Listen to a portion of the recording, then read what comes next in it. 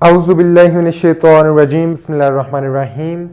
आज की ये वीडियो बहुत ज़्यादा इम्पॉर्टेंट है मैट्रिक और एफएससी स्टूडेंट्स के लिए, क्योंकि उनकी लाइफ में एक ऐसा इंटरवल आता है, एक ऐसा फेज़ आता है और एक ऐसा इवेंट आता है जब उनको अपना फ्यूचर चूज़ करना होता है, अपनी करियर के रिलेटेड इंफॉर्मेशन कलेक्ट करनी होती है और अपनी लाइफ को प्रोसीड करने के लिए करियर चूज़ करना होता है। तो आज मैं उसी के रिलेटेड बात करूंगा, क्योंकि बहुत कम लोग इस चीज़ के रिलेटेड बात करते हैं। जब भी बात आती है करियर को चूज़ करने की, तो सब स्टूडेंट्स, सब लोग सिर्फ एक चीज़ पूछते हैं या जानने की कोशिश करते हैं, और वो है स्कोप।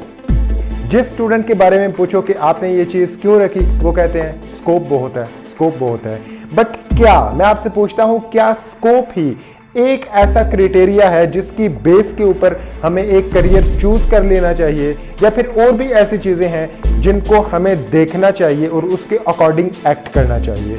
इस वीडियो को ठीक एंड तक देखना। आज मैं आपको यही बताऊंगा कि आपको करियर कैसे चूज करना है।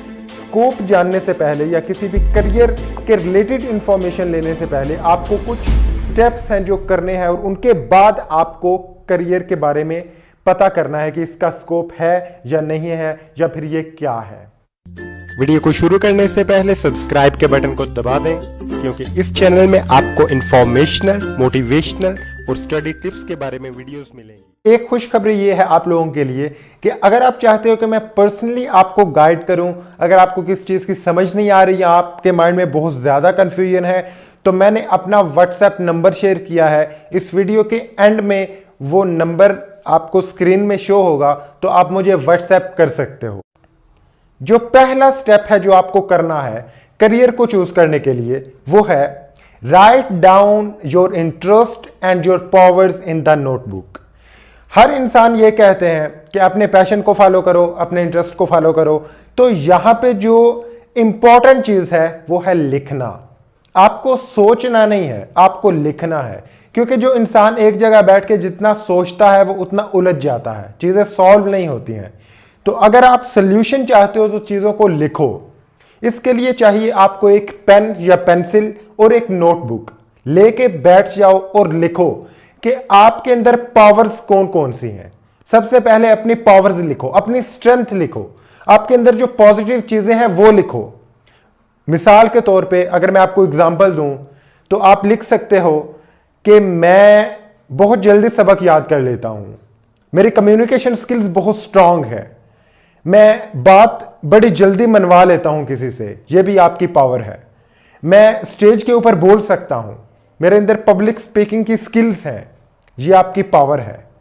मैं एक चीज पे बहुत ज्यादा फोकस कर सकता हूं बहुत देर तक, मैं सबक 8-8 घंटे तक बैठ के पढ़ सकता हूं, मैं ये काम इतने घंटों तक कर सकता हूं, ये सारी आपकी स्ट्रेंथ है।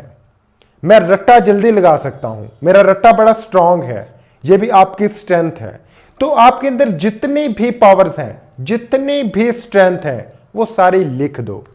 और उसके नीचे आपको अपना इंटरेस्ट लिखना है, और अपने इंटरेस्ट को फाइंड करने के लिए आप कुछ चीजों की हेल्प ले सकते हो, क्योंकि 10 से 12 साल हो गए हैं आपको पढ़ते हुए, आपके दिमाग में बहुत सारा नॉलेज है, मुख्तलिफ बुक्स का, मुख्तलिफ डिपार्टमेंट्स का, मुख्तलिफ चीजों का। तो आपके अंदर कौन सा तजस्सुस है, किस चीज के बारे में आप मजीद जानना चाहते हो, वो आपका इंटरेस्ट होगा। और इससे आप देख सकते हो कि मेरे मार्क्स किस सब्जेक्ट में ज्यादा आ रहे हैं। आप खुद को एनालाइज करो कि मैट्रिक में मेरे मार्क्स किस सब्जेक्ट में सबसे ज्यादा थे, 9th में, 10th में और फर्स्ट ईयर में जो आपके टेस्ट होते हैं, जो आपके एग्जाम्स होते हैं कॉलेज के अंदर, उससे ये एनालाइज करो कि वो कौन सा सब्जेक्ट है जिसको लेके मेरे अंदर बहुत क्यूरियोसिटी है, मेरे अंदर बहुत तजस्सुस है, मैं इस चीज के बारे में मजीद जानना चाहता हूं, ये आपका इंटरेस्ट होगा। तो ये भी नीचे लिख दो अपनी स्ट्रेंथ के नीचे। और उसके बाद बात करते हैं सेकंड स्टेप की, और सेकंड स्टेप है राइट डाउन योर नेचर। आपको अपनी नेचर के बारे में सब कुछ लिख देना है। जिस तरह कभी कभी हम लोगों को देखते हैं ना स्क्रीन में, या फिर लाइफ में ऑब्जर्व करते हैं कि इस इंसान को तो यहाँ पे ही होना चाहिए था, इस इंसान को तो डॉक्टर ही होना चाहिए था, इसको तो टीचर ही होना चाहिए था, या इसको तो सिंगर ही होना चाहिए था। तो आप जब अपनी नेचर के बारे में लिखोगे और उसी तरह का करियर चूज करोगे नेक्स्ट, तो फिर आपको भी देख के लोग कहेंगे यार इसे तो यहाँ पे ही होना चाहिए था। तो आपने अपनी नेचर के बारे में सब कुछ लिख देना है, सोचना है अपनी नेचर के बारे में।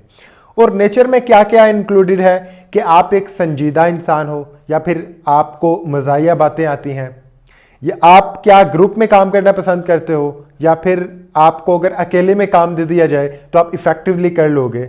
ये चीज़ें आपका करियर डिटरमिन करने में बहुत हेल्प आउट करेंगी। आपने अपनी नेचर लिख लेनी है। ये 3 चीज़ें लिखने के बाद अपना इंटरेस्ट, अपनी स्ट्रेंथ और अपने नेचर, इसके बाद बात आती है स्कोप की, करियर्स की, ऑप्शंस की।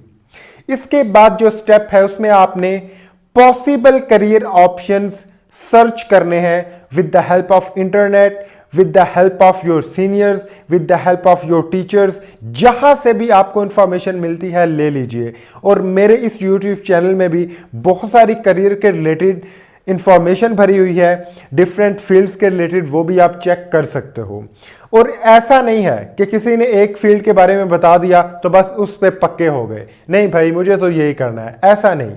अगर आप मेडिकल में हो ना, तो बेशक आपको नेचर का पता चल गया, सब कुछ पता चल गया, लेकिन पॉसिबल जितनी फील्ड्स हैं सब के बारे में एक बार कंप्लीटली इंफॉर्मेशन लो, ताकि आपको पता चल सके कि मेरी नेचर, मेरे इंटरेस्ट और मेरी स्ट्रेंथ के नजदीक तरीन फील्ड कौन सी है। और जब आप इन फील्ड्स के बारे में देखोगे तो आपको समझ में आएगा, हाँ ये फील्ड मेरी इन सारी चीजों से रिलेट कर रही है, तो मुझे ये करना चाहिए। फिर कुछ ऐसी फील्ड्स निकलेंगी जिसमें आपकी नेचर आपको दिखेगी, जिसमें आपका इंटरेस्ट आपको दिखेगा, जिसमें अपना आप आपको दिखेगा कि हाँ मुझे ये करना चाहिए। और उसके बाद आपने सब फील्ड्स का मेरिट चेक कर लेना है कि जो मेरा मार्क्स आए हैं या जो परसेंटेज आएगी एक्सपेक्टेड, या फिर अगर आपका रिजल्ट आ चुका है तो अपने जो मार्क्स हैं उससे रिलेटेड आपने यूनिवर्सिटी सिलेक्ट करनी है उस पर्टिकुलर करियर में जो आपकी इंटरेस्ट, आपकी नेचर और आपकी स्ट्रेंथ से जो रेलिवेंट रखता है, उसमें आपने एडमिशन लेना है। और एफएससी के एग्ज़ाम देने के बाद बहुत सारी यूनिवर्सिटीज़ ऐसी होती हैं जो फर्स्ट ईयर की बेस पे एडमिशन करती हैं।